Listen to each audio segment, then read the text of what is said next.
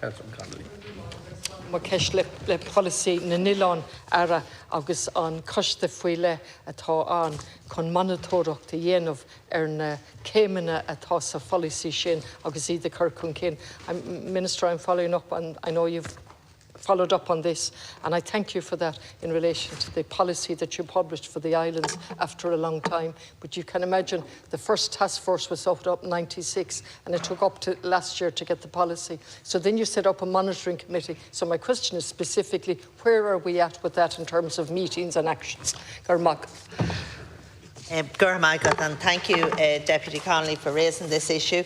As you will be aware, I launched Our Living Islands, the National Islands Policy 2023 to 2033 in June of last year. Our Living Islands is a substantial document, a 10-year policy backed up by rolling 3-year action plans.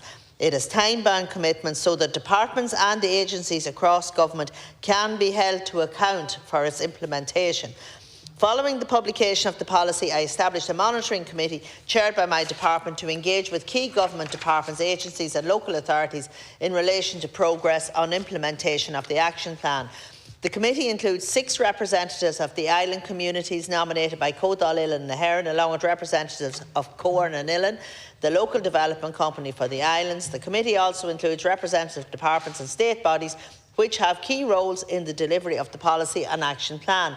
The inaugural meeting of the Monitoring Committee took place on the 7th of December 2023, and the next meeting will be held in Galway tomorrow, Wednesday the 6th of March. Updates will be provided at tomorrow's meeting on progress on the action plan, particularly in relation to those actions with a timeline of Q3 or Q4 2023. The terms of reference and membership of the Monitoring Committee have been published on the Our Living Islands website on gov.ie.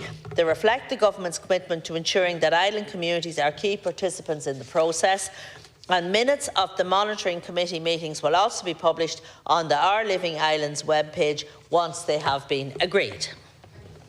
And I welcome the fact that the minutes will be published. I think that's a good exercise in openness and accountability. I welcome that.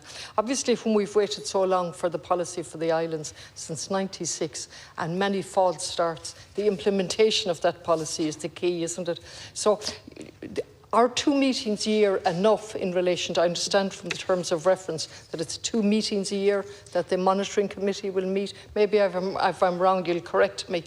And how close are we to getting those actions that are identified for Q2 and 3? Will they be carried out? Thank you, Deputy. The Monitoring Committee will meet at least twice in a full year, typically in spring and autumn. The committee may appoint subcommittees from time to time to discuss particular items as necessary. Members will be invited to submit items for inclusion on the agenda, which will be circulated in advance, and minutes will be kept of each meeting and circulated to members in advance of the next meeting. And the relevant stakeholders may be invited to attend meetings of the committee or subcommittees to provide information relating to the implementation of specific actions. And indeed, you're right, Deputy, it took 26 years to get to this length. And it's something that you raised with me on many, many occasions. And in fairness, I think it was positively received by the Islands Committee when I launched the plan or the policy last year. And, I think both my departments have shown commitment to the islands, both the Department of Social Protection with the island allowance that hadn't been increased in years.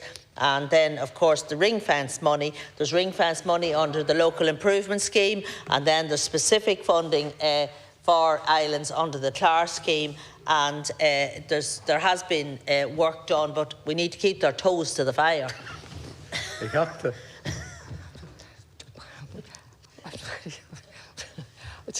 It's definitely positive, Minister, but I'm coming back now shortly in relation to Inishbofin and the utter failure to progress in relation to the health centre on Inishbofin and the simple transfer of land that's no longer simple and has taken years.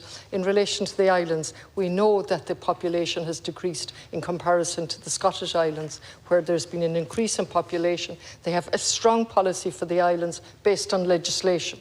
We don't have that legislation. We have made a start with a policy, but the implementation implementation of the policy. So, you know, we've stood up here, myself, my colleagues from Galway, Deputy O'Queeve, Deputy Mairead Farrell, and we've pushed and pushed in relation to Cave on Cora, on Collamore, that's gone on since 2008, which I'll be coming back to, and Inisheer, which some progress has been made. On Collamore and Inishman, not much progress has been made since 2008. We've got past 2 stages.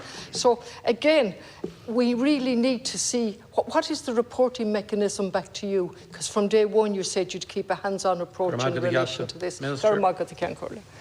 Yeah, well, I do try to meet with the islands communities at Codal and nOileán AGM if I can at all.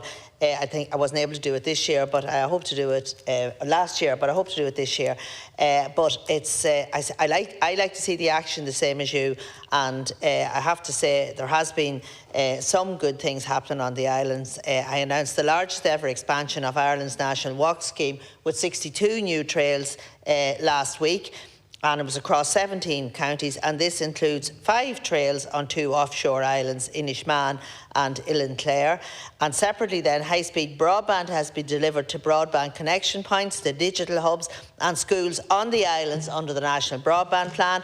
And the nationwide road safety education services have delivered 4 presentations to school on islands in 2023. And indeed, I have to say that the Croí Cónaithe grant, plus the top-up from my department has allowed, I think, I'll come back to you with the number, but there's a good few applications in for that, for people to build houses on islands. And these will make a difference. And as I said, I want to see progress like you do on the islands.